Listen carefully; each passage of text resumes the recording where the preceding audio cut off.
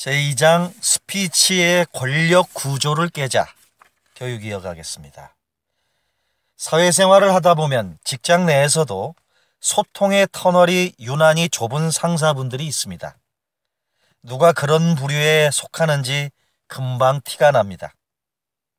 부하 직원들이 보고를 할 때, 그리고 그 이외에는 직원들이 그분 근처에도 안 가기 때문입니다.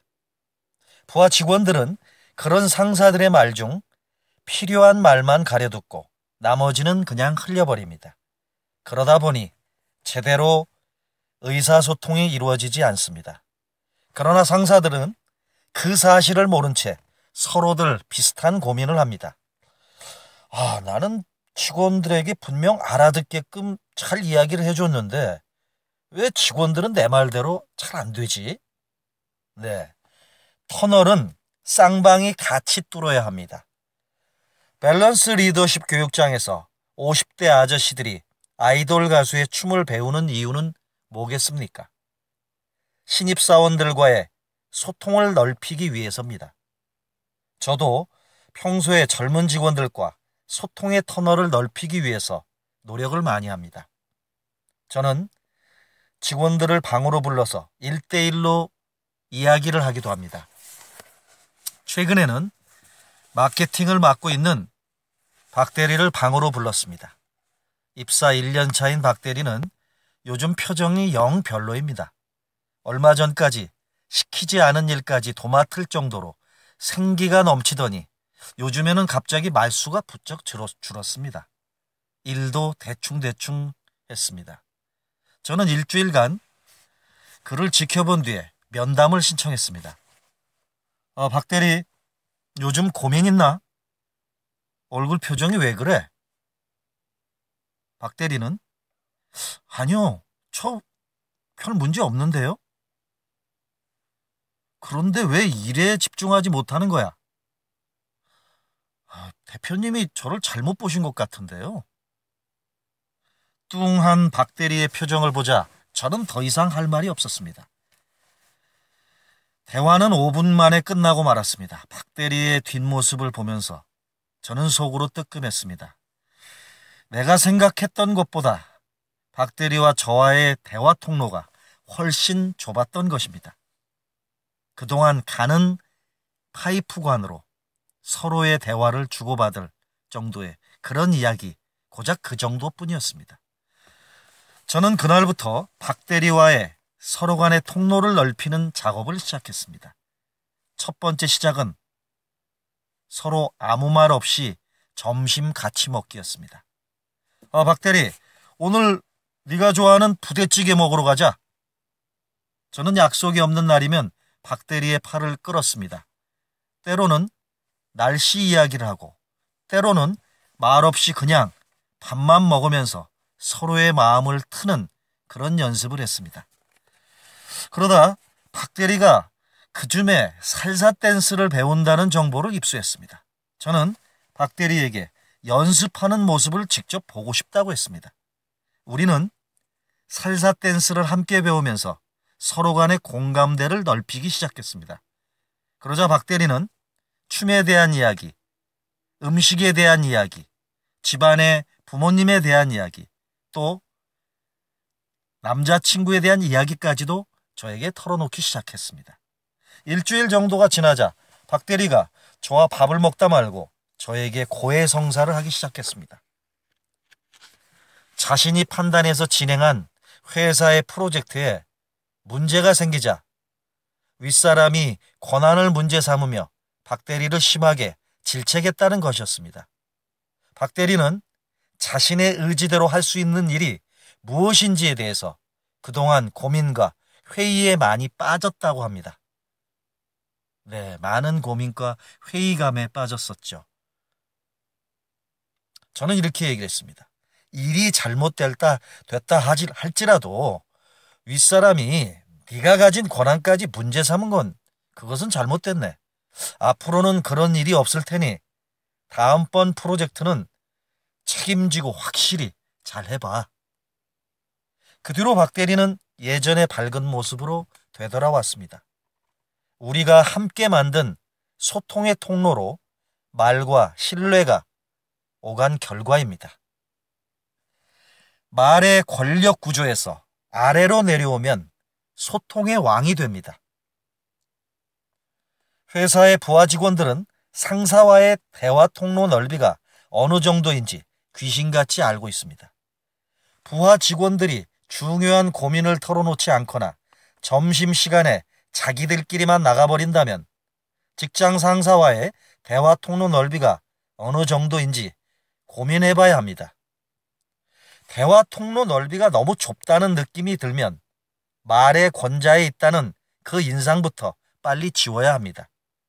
부하 직원들은 상사가 직장 내 서열은 1급이지만 말은 1급이 아닐 때 비로소 마음을 엽니다. 말마저 높은 곳에 있다면 가느다란 통로를 겨우 통과하는 말만 전해지게 됩니다. 그는 권력이 높을지는 모르나 좁은 세상에서 사는 사람입니다. 이런 말이 있죠. 임금이 세상 돌아가는 물정을 제일 모른다는 말이 있습니다. 임금에게는 듣기 좋은 말만 귀에 들리고 정작 들어야 할 말은 허공으로 사라지기 때문입니다. 세상 바닥 민심을 제일 모르는 사람이 바로 대통령이고 직원의 고충을 제일 모르는 사람이 최고 경영자, CEO일 수 있습니다. 말의 권력 구조에서 위에 있을수록 소통의 시녀가 되고 밑으로 내려올수록 소통의 왕이 된다는 사실을 꼭 기억하시기 바랍니다. 제가 예전에 사회이사로 있는 K기업의 자문회의에 참가했을 때의 일입니다. 그때 사장이 가운데 근엄하게 앉아있고 임원들은 양쪽으로 나란히 쭉 둘러 앉아 있었습니다. 사장이 입을 열기까지 임원들은 약속이나 한 듯 침묵을 지키고 있었습니다. 결국 사장이 나중에 말문을 열었습니다. 내 생각에는 그제야 임원들이 앞다퉈 말하기 시작했습니다. 내용은 더 기가 막혔습니다.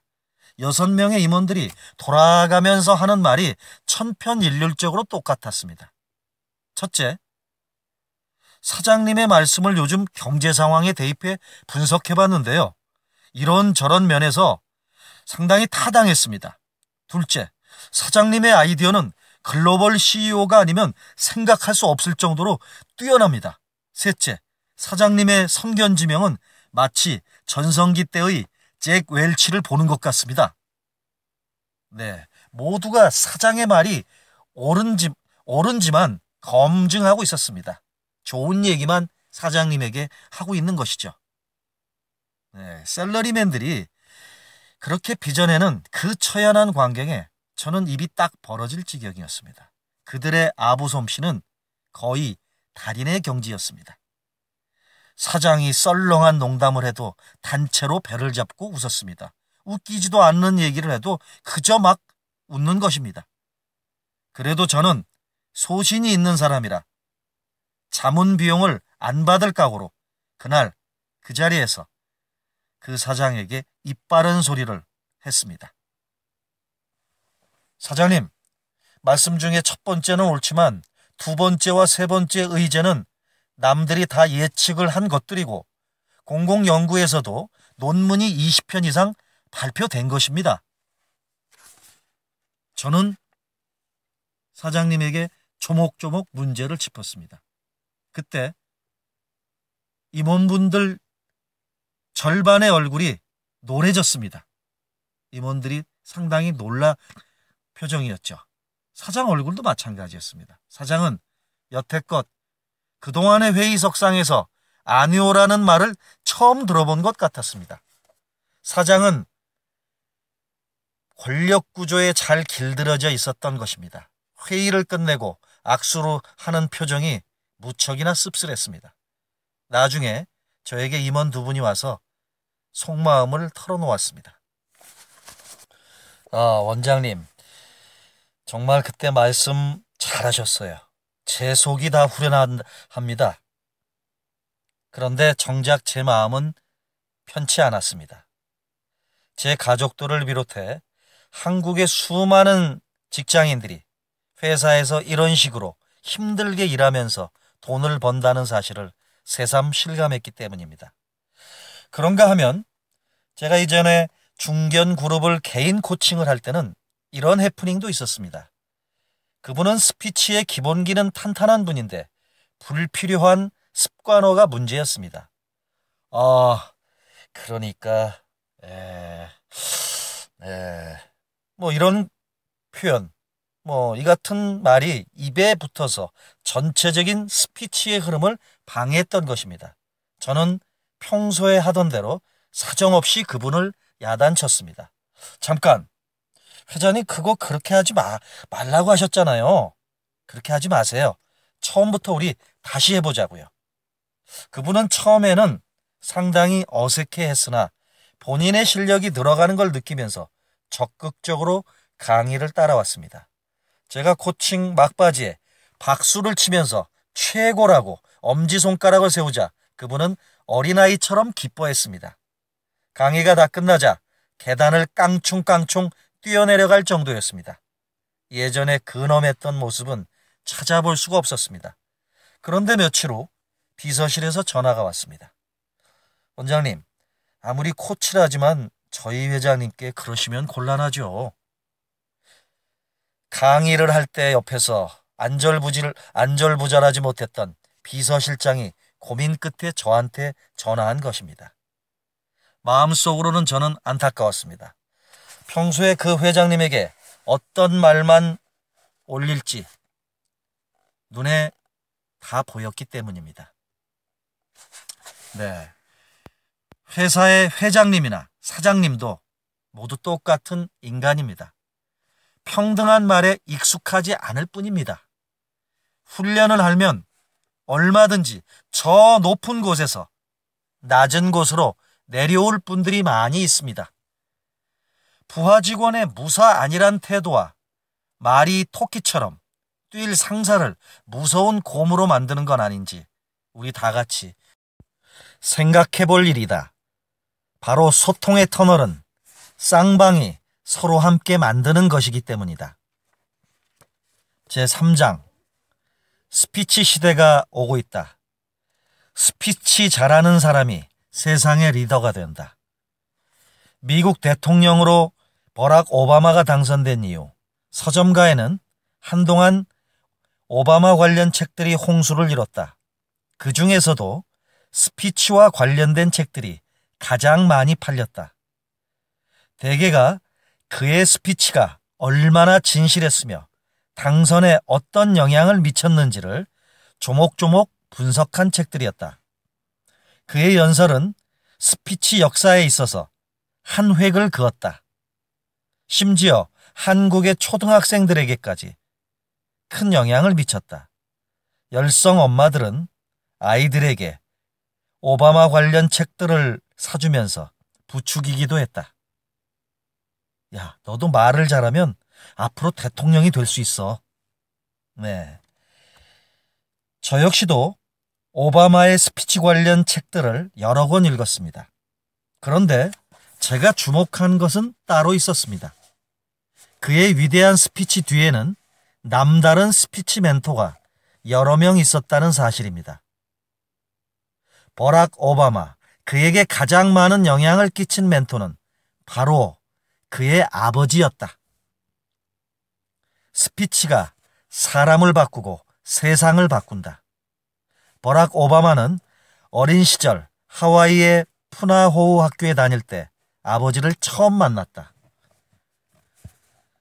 2살 때 헤어져 얼굴조차 몰랐던 그런 아버지였다.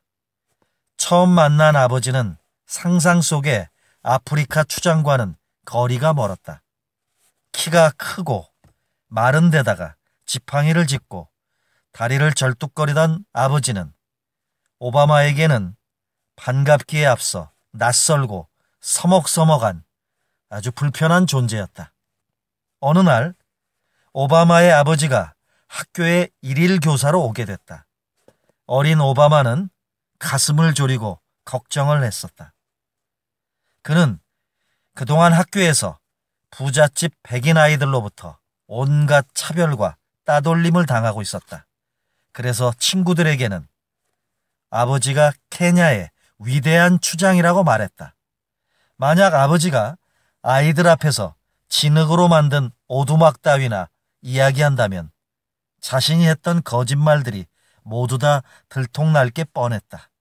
그러나 강단에 선 오바마의 아버지는 그런 걱정을 일시에 날려버렸다. 그는 먼 옛날 아프리카에 대해서 차분하면서도 힘있는 목소리로 이야기하기 시작했다. 아프리카 대평원을 누비는 사나운 동물들, 그리고 사자를 죽여야만 진정한 어른으로 인정받는 루오족의 관습들, 자유를 위해서 끝까지 영국과 싸웠던 케냐의 역사에 대해서도 들려주었다. 마침내 강연이 끝나자 선생님과 아이들은 오바마의 아버지에게 뜨거운 박수와 환호성을 보냈다. 한때 정치인이었던 오바마의 아버지는 스피치의 힘에 대해서 누구보다 잘 알고 있었던 것이다. 그리고 어린 오바마에게 진실이 담긴 말이 사람들의 마음을 어떻게 움직이는지 몸소 보여주었다. 아버지는 그의 스피치 멘토였다. 10여 년 후 오바마는 하버드 로스쿨에서 역사상 처음으로 하버드 로 리뷰 흑인 편집장이 되었다. 그는 일일 교사로 왔던 아버지를 떠올리며 수많은 사람들 앞에 섰다. 그는 그때부터 명연설가로 학내에서 이름을 날리기 시작했다. 네, 자녀를 말 잘하는 아이로 키우고 싶다면 스피치 학원부터 보낼 일은 아닙니다. 자녀분들의 가까운 곳에 멘토가 있어야 합니다. 특히 부모 자신이 자녀들에게 존경하고 따를 만한 스피치 멘토가 돼주는 것이 가장 바람직합니다. 현실적으로 그것이 불가능하다면 최소한 자녀들의 스피치 파트너라도 돼 주어야 합니다. 제게도 최고의 스피치 파트너가 두 분이 있었습니다. 바로 우리 부모님이었습니다. 예전에 제가 학창시절에 국어 시간에 선생님께서 푸른 눈길을 걸어가는 나그네라는 시를 읽다가 질문을 했었습니다. 왜 시인은 하얀 눈을 푸르다고 했을까? 자, 아는 사람? 저는 겁없이 손을 번쩍 들고 말했습니다. 눈이 너무 하얗다 못해 시리다는 뜻인 것 같은데요. 훌륭해. 너는 감수성이 정말로 뛰어나구나. 저는 그날 집에 가서 부모님 앞에서 학교에 있었던 그날의 무용담을 자랑스럽게 이야기했다. 그러자 어머니가 한술 더 떴습니다. 그래. 난 네가 그렇게 잘할 줄 알았어. 너는 원래 아주 어릴 적부터 말을 정말로 진짜 잘했다니까. 저는 엄마의 칭찬에 으쓱해져서는 그날 밤부터 선생님이 질문하면 또 어떤 독창적인 답변을 할까 신나게 연구했습니다. 그리고 저의 아버지는 말을 잘하는 편은 아니지만 예나 지금이나 자식들과 이야기를 하고 특히 자식들 이야기를 듣는 걸 가장 즐겨했습니다. 아버지, 오늘 달리기 1등하는 민수만 죽자고 쫓아가서 제가 2등했어요. 그래? 아버지도 초등학교 다닐 적에 맨날 1등했는데 너나 나나 부전자전인가 보다. 나도 달리기 할 때 내 친구한테 져서 맨날 2등 했었는데. 자, 이렇게 어린 시절 날이면 날마다 우리 부자지간은 낄낄거리면서 신나게 수다를 떨고 대화를 많이 했습니다. 아버지와 얘기하는 걸 참 좋아했습니다. 아버지는 제가 엉뚱한 이야기를 하거나 이상한 질문을 해도 저를 야단친 적이 한 번도 없었습니다. 아버지는 언제나 제 말을 끝까지 들어주고 고개를 끄덕여 주셨습니다. 저는 그 이후에 대학을 졸업하고 음악학원을 운영할 때도 속상한 일이 생기면 먼저 아버지하고 의논을 하고 아버지에게 전화를 했습니다. 예전에 제가 음악학원을 운영할 때 이런 일이 있었습니다. 건반을 장작 패듯 두드리는 어떤 학원생 아이가 있었습니다. 그 애를 꾹 참아가며 2년간 꼬박 가르치면서 간신히 엘리제를 위하여를 치게 만든 적이 있었습니다. 그런데 바로 그 다음날 아이가 와서 학원을 그만뒀습니다. 아이가 하는 말이 엄마가 오늘까지만 치고 학원 그만 다니래요.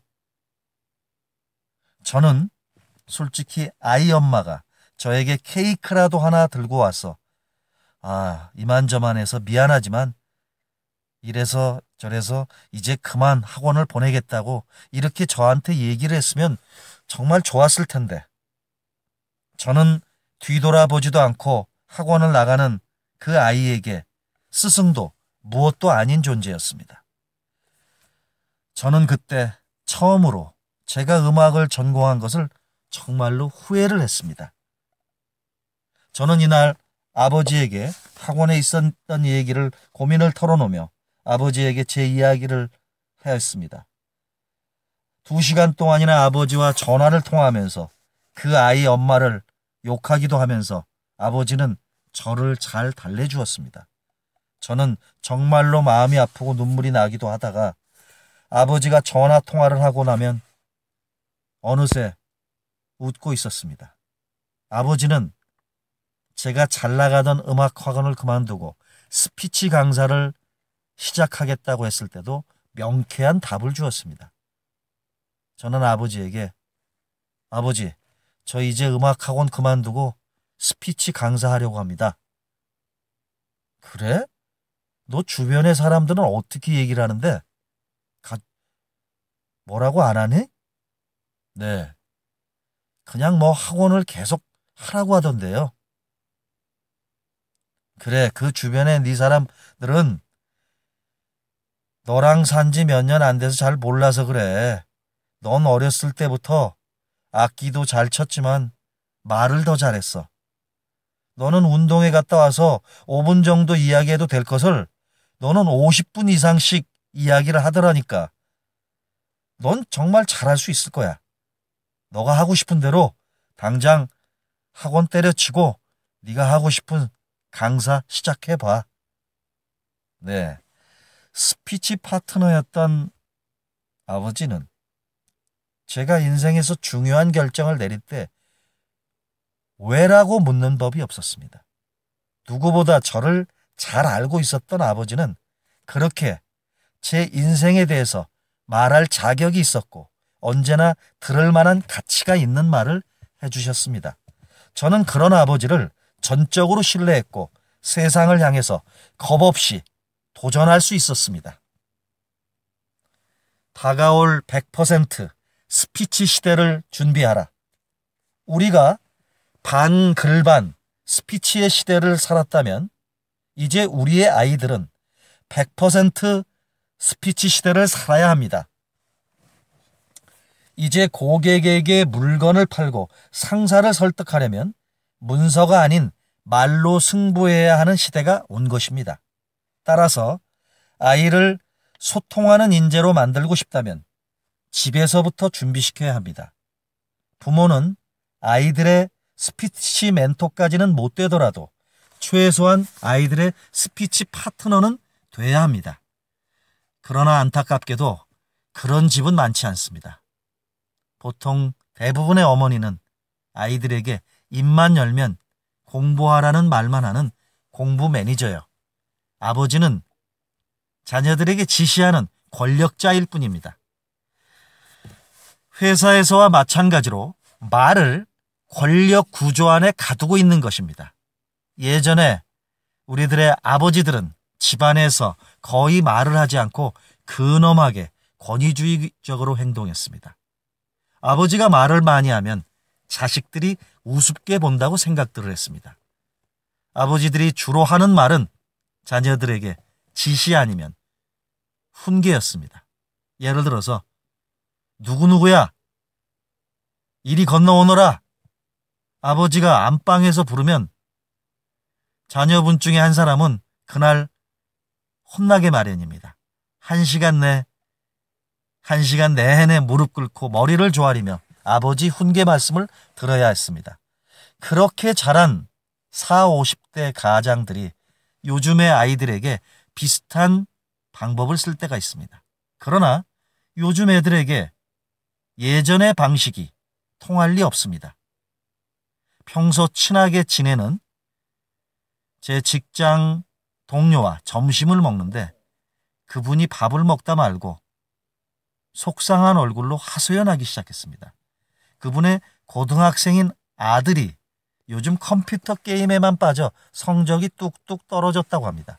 그래서 하루는 그분이 나를 잡아 아들을 붙잡아 놓고 일장연설을 했다고 합니다. 그런데 그분의 아들이 의외로 잘못을 시인하고 열심히 고개를 끄덕이더랍니다. 그런데 그분이 조금 뒤 화장실을 가다가 우연히 아들이 누군가와 전화 통화를 하는 내용을 엿듣고 실망을 크게 했다는 것입니다. 아들이 전화 통화하는 내용은 이랬다고 합니다. 왜 잔소리가 일찍 끝나냐고? 야, 인마, 내가 누군데? 다 방법이 있지. 무조건 아버지한테 고개 끄덕이면서 대답만 열심히 하면 돼. 그럼 금방 끝나는 거야. 야, 너도 다음번엔 나처럼 꼭 그렇게 해봐. 괜찮을 거야.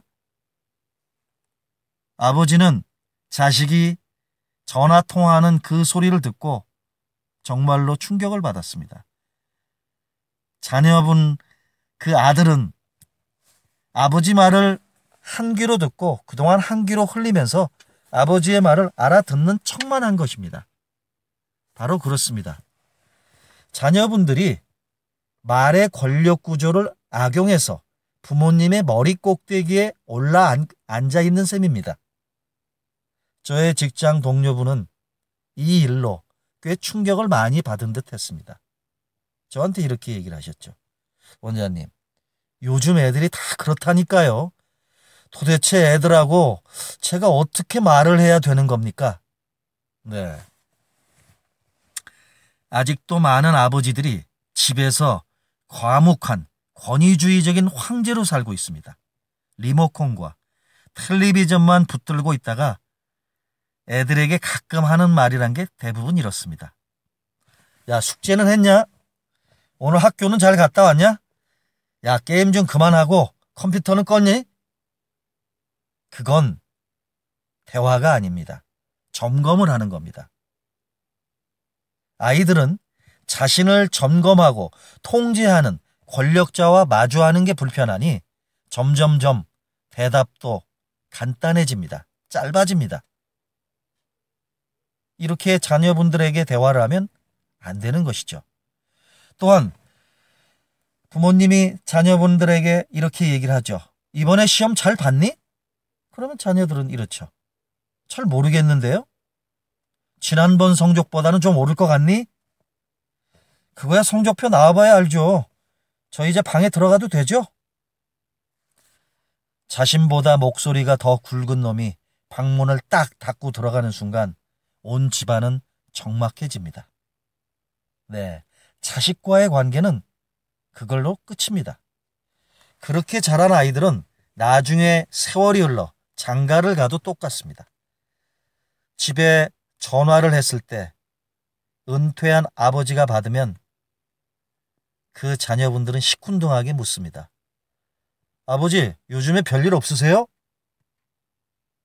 평생 자식들에게 별일 없냐고 묻던 아버지는 나중에 세월이 흘러 자식들에게도 똑같은 말을 듣게 됩니다.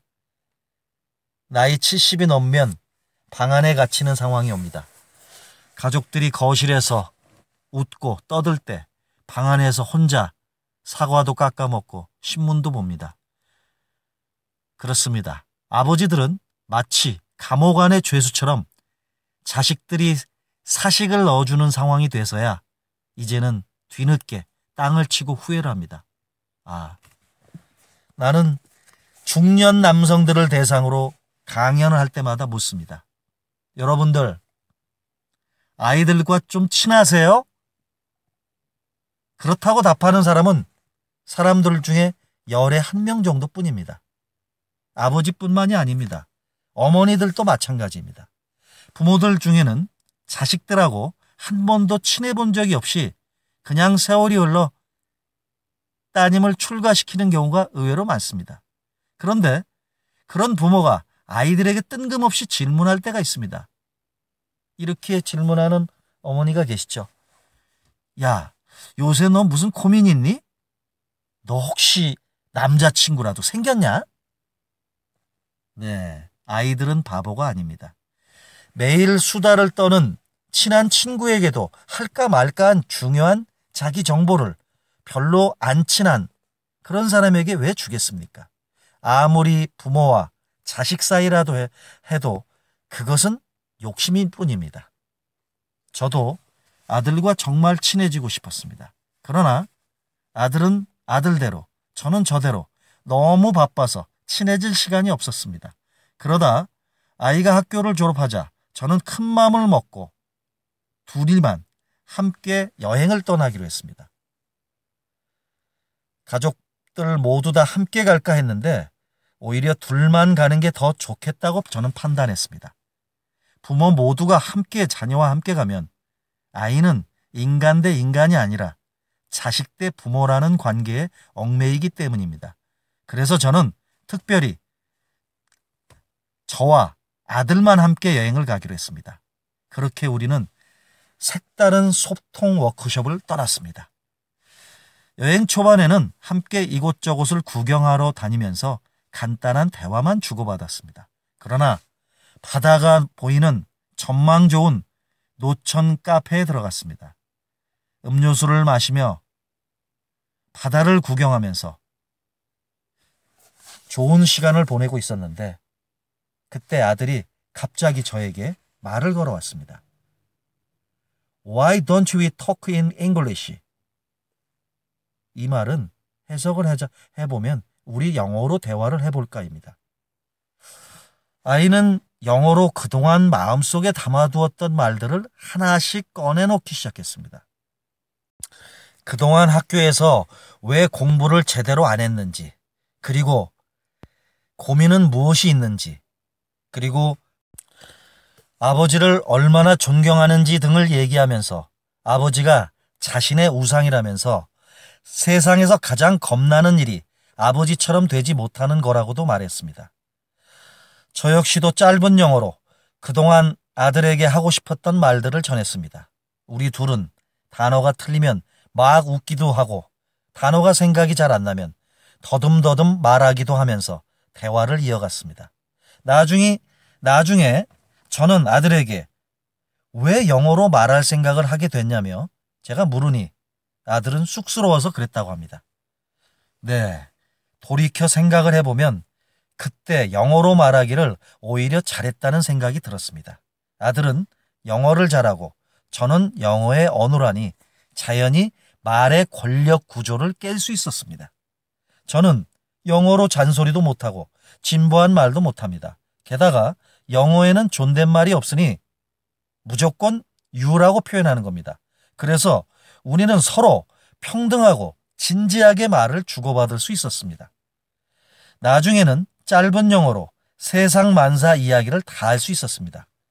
그런 식으로 신나게 대화를 하다 보니 그동안 발견하지 못했던 자식의 진면목이 눈에 들어오기도 했고 내 자식이지만 참 괜찮은 아이로 비춰지기도 했습니다.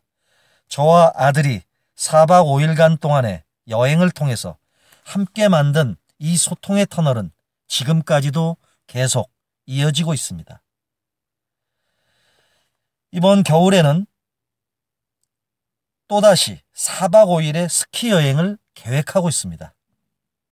제가 아들에게 뭘 물으면 아들은 굵은 목소리로 몰라요만 연발하는 아들 녀석과 이제 다시 원초적인 대화를 나누기 위해서입니다. 다리에 힘 좀 주라고. 그러니까 미끄러지지. 야 이놈아, 너 그러다 보면 또 넘어져. 앞이나 제대로 똑바로 쳐다보고 움직여야지. 네, 부모와 자식 사이에는 이런 원초적인 대화가 꼭 필요합니다. 아이들이 한창 부모의 품속에서 놀던 어린 시절 7, 8살 때 대화로 다시 되돌아가는 것입니다. 그러다 보면 자식과 부모 사이에 또다시 정이 들고 마음의 문이 열리지 않을까 생각합니다. 부모가 아이들과 친해져야 고차원적인 질문을 할 수 있는 자격이 생긴다고 봅니다. 가끔은 아이들이 먼저 부모에게 다가와 이성 친구 이야기나 장래에 대한 고민 등을 들려주기도 합니다. 스피치 파트너가 있는 집에서 스피치를 통해서 성장한 아이들은 자신의 말이 어른에게도 통한다는 걸 경험합니다. 부모가 자신이 한 말에 설득당하고 또 칭찬도 해주기 때문입니다. 그런 아이들은 앞으로 사회에 나가서도 사람들 앞에서 말을 하는데 두려움을 느끼지 않고 자신 있게 행동합니다. 스피치는 어느 날 갑자기 학원에서 능력을 부여받는 게 아닙니다.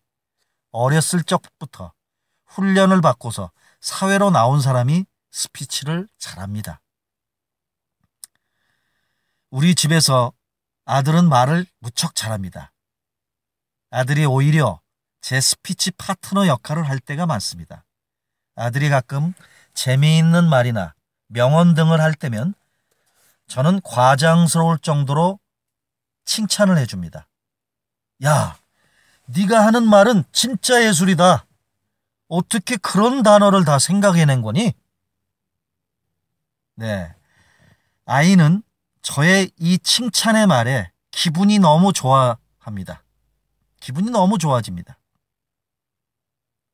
그래서 다음에는 어떤 재미있는 말을 할지 저는 연구합니다.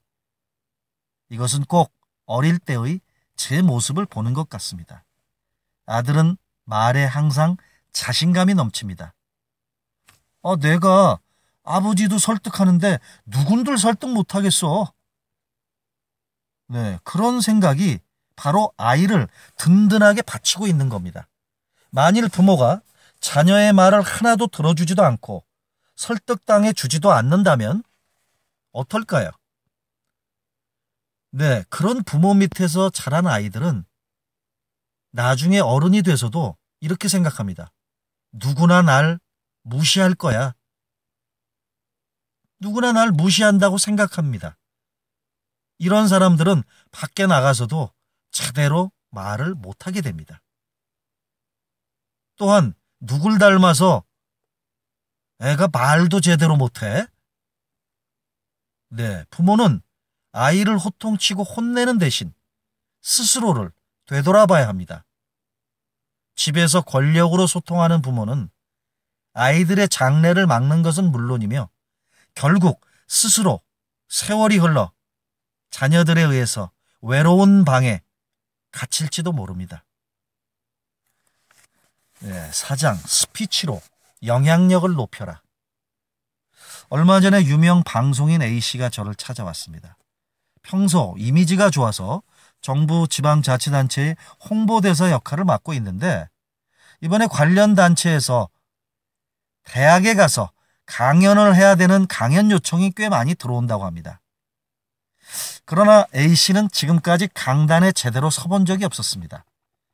그동안 바쁘다는 핑계로 번번이 사양을 했던 것입니다. A씨는 처음으로 마음을 털어놓는다며 저한테 말을 했습니다. 원장님, 사실은 제게 아픈 추억이 있어요. 뭔데요? 예전에 멋모르고 제가 대학에 가서 강연을 한 적이 있었거든요. 그런데 10분 정도 이야기를 하고 나니까 더 이상 할 말이 없는 거예요. 저는 태어나서 그런 굴욕은 처음이었습니다. 네, 사람들은 방송인들이 텔레비전에서 그렇게 잘 웃기고 말을 잘하는 사람들인데 스피치를 못한다고 하면 이해를 하지 못합니다. 어떻게 방송 연기를 활동을 하는데 스피치를 못할까 이해를 못하는 것이죠. 방송 활동의 연기와 강연을 하는 스피치는 엄연히 별개의 영역이란 걸 잘 몰라서 그런 겁니다. 네, 방송 일만 해도 벅찰 텐데 왜 강연을 하고 싶어졌어요? 저는 이렇게 그분한테 물었습니다. 방송 활동이 아니라 강연으로 사람들을 만나는 건 저에게 새로운 도전이잖아요. 또 의미도 있는 것 같고요. 그분은 이렇게 답했습니다. 나중에 또 다른 유명 탤런트 S씨도 저를 찾아온 적이 있습니다. 그분은 수십 년간 브라운관을 누볐고 지금은 탤런트 후배들로부터 존경을 받는 연기자였습니다. 그런데 그분에게도 A씨와 비슷한 아픔이 있었습니다. 그분도 멋모르고 지방문화센터 강연을 갔다가 제대로 망신을 당했던 것이었습니다. 네, 그분이 처음 강단에 설 때만 해도 청중의 분위기는 대단히 뜨거웠다고 합니다. 그동안 화면으로만 보던 그런 사람을 눈앞에서 보니 청중들이 왜 그렇지 않았겠습니까? 그러나 기대가 컸던 만큼 실망도 점점 커졌습니다. S씨 말로는 10분 이야기를 하니까 더 할 말이 없어지더라는 것입니다. 그날 강연의 주제는 30년간의 연기 인생이었습니다. 그동안 그분이 방송가에서 산전수전 모두 다 겪은 그녀가 아닙니까? 네, 2박 3일 동안 이야기를 해도 모자랄 만큼 할 말이 많을 거라 생각을 했는데 그분이 막상 강단에 올라가니 말문이 확 막히더라고 합니다. 결국 그분은 이렇게 말하고 강단에서 내려왔다고 합니다. 저기 이제 강연은 그만하고요. 제가 여러분들에게 사인이나 좀 해드릴까요? 네, 그날의 굴욕으로 절치부심하던 S씨는 우연히 방송에서 제가 강연하는 모습을 보고 회사로 찾아왔습니다. 그분이 스피치를 배우려는 이유는 보다 현실적이었습니다. 어차피 나이가 들수록 배역은 맡기 힘들어지는 법, 노년이 돼서도 대중들 앞에 서고 싶은데 그게 꼭 방송 연기를 통해야만 하는가라는 생각이 들었다고 합니다. 저는 이렇게 답변을 드렸습니다. 선생님의 30년 연기 인생 속에서 청중이 주목할 만한 철학, 노하우, 에피소드들이 굉장히 많을 것 같은데요. 그러자 그분은 아유, 저한테 그런 게 어디 있어요. 그냥 열심히 살아온 것이죠. S씨는 손사래를 치면서 고개를 절레절레 흔들었습니다. 그러나 연기 인생을 이야기하자 그분에게서 온갖 스토리들이 줄줄줄 흘러나왔습니다. S씨는 전성기 때 비련의 여주인공 역할만 했습니다. 주인공이 아닌 배역은 들어오지도 않았고 거들떠보지도 않았습니다. 그러나 결혼하고 아이를 낳자 상황이 달라졌습니다. 맨 처음 들어온 역할은 여주인공의 신우이였습니다. 당시 그녀에게는 주인공 배역이 아니라 신우이 배역을 맡는다는 게 큰 충격이었습니다. S씨는 그때 연기를 그만두려고까지 생각을 했다고 합니다. 당시만 해도 여배우에게 결혼은 곧 은퇴를 의미했습니다. 결혼 후 다시 방송에 나오면 가정에 문제가 있다는 오해를 받던 시절이었습니다. 그녀는 그런 세간의 의혹까지 받으면서 조연을 꼭 해야 하는지 많은 고민을 했다고 합니다. 그러나 S씨는 결국 신우이 역할을 받아들였습니다. 외모와 나이가 아니라 이제부터 진짜 연기로 시청자들을 만날 때가 왔다고 마음을 다시 잡은 것입니다. 당시의 현명한 선택으로 S씨는 지금까지 연기력을 인정받는 배우로 살고 있습니다. 저는 그분의 이야기를 들으며 마음속으로 큰 박수를 쳤습니다. 그녀의 에피소드는 성공한 사람들이 겪게 마련인 시련과 극복의 과정을 고스란히 담고 있었습니다. 그녀는 자신이 그토록 많은 이야깃거리를 갖고 있다는 사실에 매우 기뻐했습니다. 저는 그녀의 진솔한 인생 스토리를 기초로 해서 1시간짜리 강의안을 만들어 주었습니다. 그 후 S씨는 전국 문화센터의 스타 강사로 떠올랐습니다.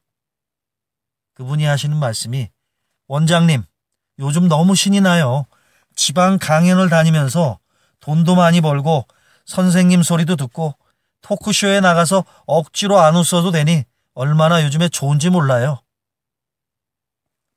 사람들의 가슴을 뛰게 할 이야기를 풀어놓아라.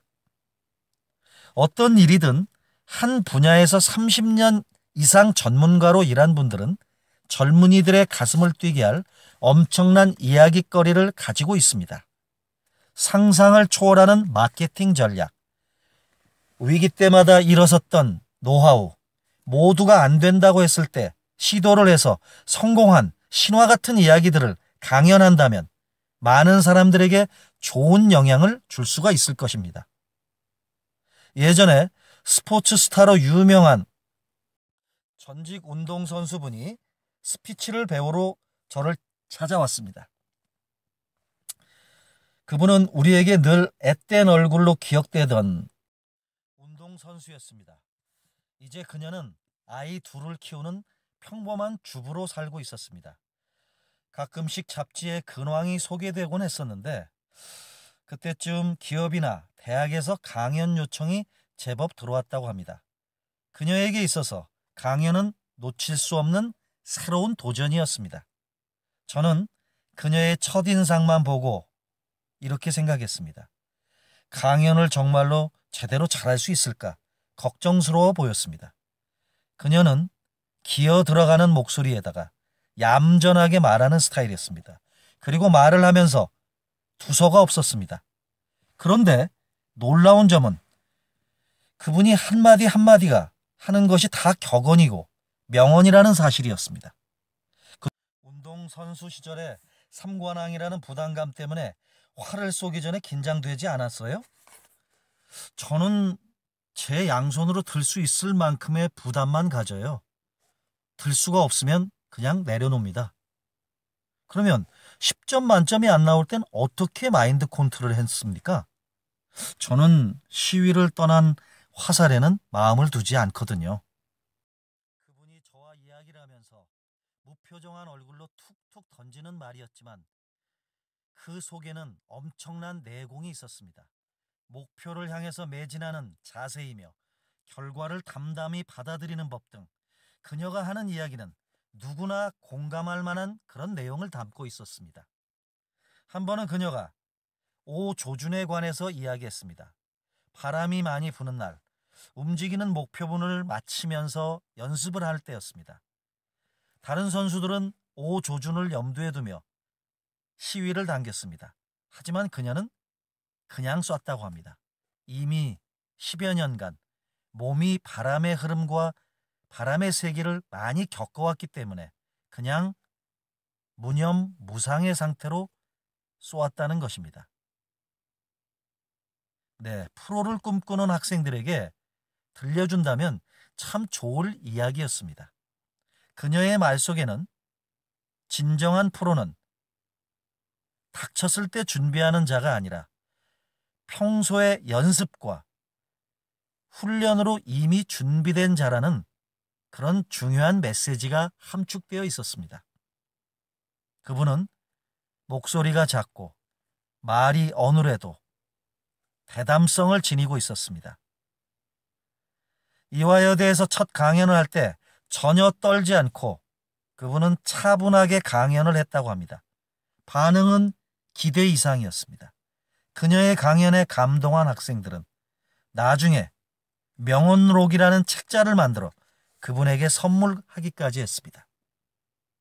운동은 무에서 유를 창조하는 엄청난 자기관리, 셀프 리더십이 필요한 분야입니다. 특히 프로 운동선수들은 숱한 영광과 실패를 맛보게 됩니다. 남들보다 인생을 몇 배 이상 압축해서 사는 것이기 때문입니다. 그분도 역시 치열한 자기 자신과의 싸움을 통해서 풍부한 자기 콘텐츠를 축적하고 있었던 것입니다. 그런데 정작 자신은 그것을 몰랐던 것입니다. 많은 운동선수들이 자기 안에 얼마나 많은 콘텐츠가 숨어 있는지를 모릅니다. 은퇴하고 할 수 있는 일이 코치밖에 없는 건 아닙니다. 오랜 선수 생활의 경험을 스피치로 풀어낸다면 더 많은 이들에게 좋은 영향을 미칠 수 있지 않을까 생각합니다. 네, 요즘은 현직에 있을 때부터 스피치로 영향력을 높이는 사람들이 많이 늘어나고 있습니다. 저희 수강생이었던 강남의 유명한 신경외과 원장님이 대표적인 케이스입니다. 그분은 스피치를 통해서 더 많은 사람들을 치료할 수 있다고 믿는 분입니다. 그 원장님은 환자들이 척추와 관련된 작은 통증을 방치해서 큰 병으로 키우는 경우를 그동안 적지 않게 보았다고 합니다.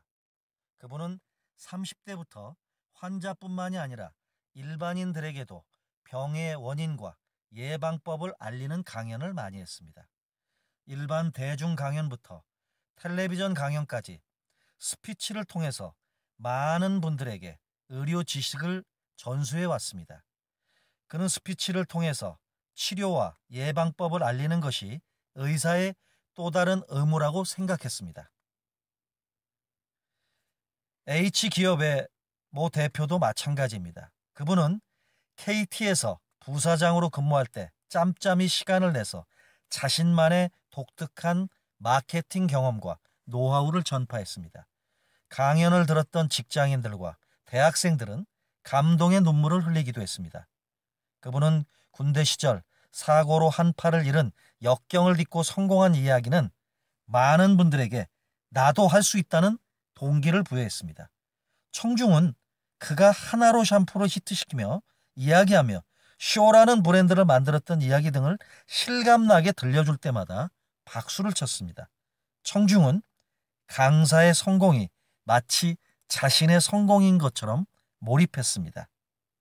만약 그가 자신의 성공 스토리와 노하우를 스피치로 풀어내지 않았다면 지금처럼 많은 이들에게 동기부여자의 역할을 할 수 있었을까 생각해 봅니다. 그분이 KT를 그만둔 이후에도 자신의 개인 브랜드로 승승장구할 수 있었을까 생각해 봅니다. 저와 함께 방송국 희망특강 파랑새에 고정 출연했던 모 강사는 대학생부터 강연을 시작했습니다. 대학생이 느끼는 고뇌, 갈등, 미래에 대한 불안감 등을 같은 대학생 입장에서 이야기했습니다. 많은 이들이 공감을 했죠. 그는 대학생 때부터 이름을 날렸던 사람입니다. 지금은 구글 코리아에 근무하는 팀장이지만 방송가에서는 이미 유명한 강사로 통합니다.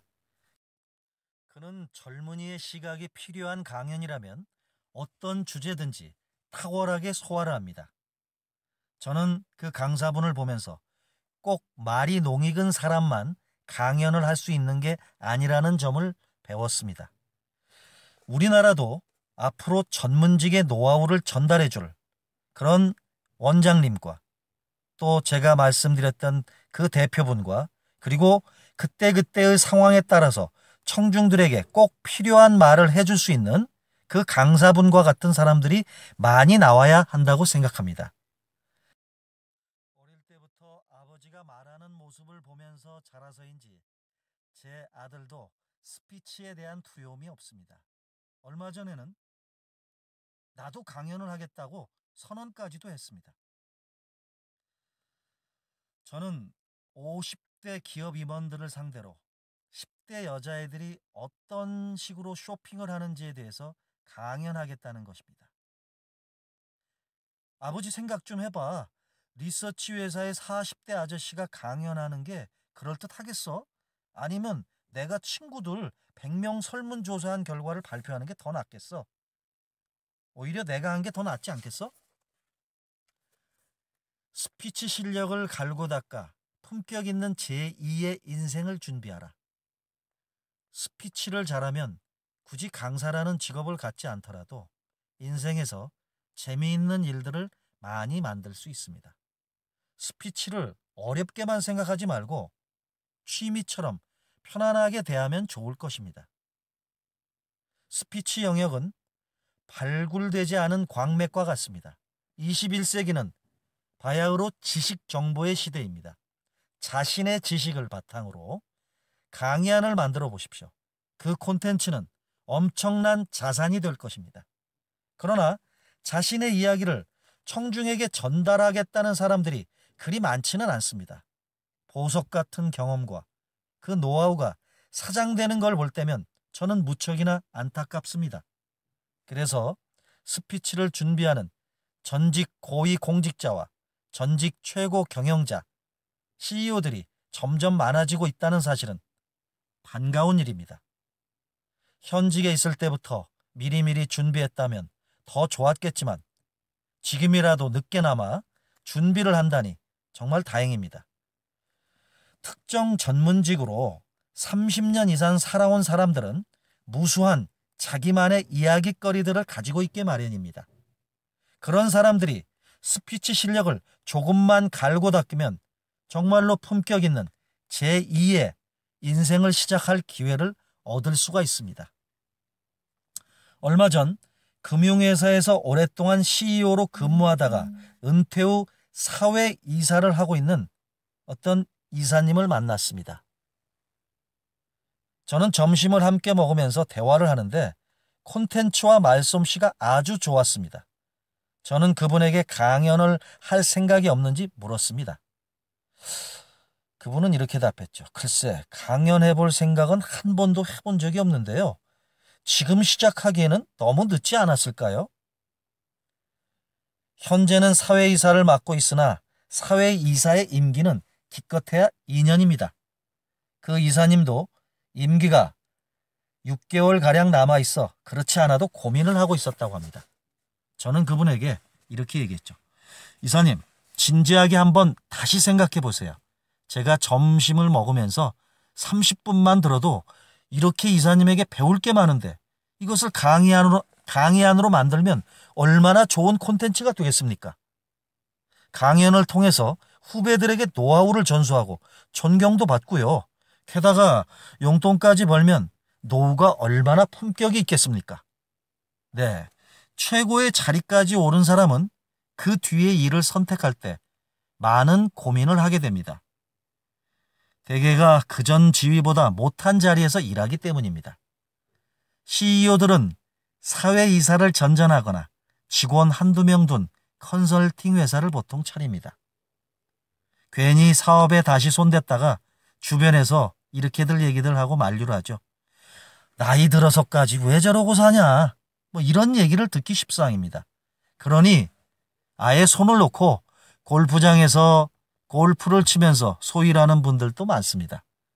그런데 스피치는 자본금이 들지 않고 오히려 경제적으로나 사회적으로 안정된 생활을 누리게끔 해줍니다. 외국의 경우를 봐도 잘 알 수 있습니다. 잭 웰치나 빌 클린턴 등은 은퇴 이후에 강연과 저술 활동으로 현직에 못지않은 영향력을 행사하고 있습니다. 만약 스티븐 스필버그 같은 사람이 은퇴 이후에 강연을 한다고 생각을 해보겠습니다. 유니버설 스튜디오에 몰래 숨어들어 유령 회사를 차린 이야기나 바닷가에서 우연히 투자를 만나서 영화 감독을 하게 된 이야기, 그리고 수많은 영화의 비하인드 스토리, 자신의 성공 노하우 등을 풀어놓는데 귀 기울이지 않을 젊은이들이 과연 몇이나 될까요? 스티븐 스필버그가 마이크를 잡을 때마다 수많은 스티븐 스필버그가 새롭게 태어날 것입니다. 이런 엄청난 일을 가능케 하는 게 바로 스피치입니다. 그런데 여기에는 한 가지 조건이 있습니다. 제대로 준비를 하고 무대로 올라야 한다는 점입니다. 말을 많이 하는 걸 폄하하는 분위기 속에서 살아온 우리나라 대부분의 CEO들이 스피치를 제대로 배웠을 리는 없습니다. 그러니 준비 없이 올라갔다가는 자칫 자신은 물론 사람들을 혼수 상태로 몰고 갈 수도 있기 때문입니다. 네, 삼성그룹에 오래 근무하다 은퇴한 피 부사장님이 대표적인 경우입니다. 그는 집에서 쉬고 있던 차에 강연 요청이 들어와서 설레는 마음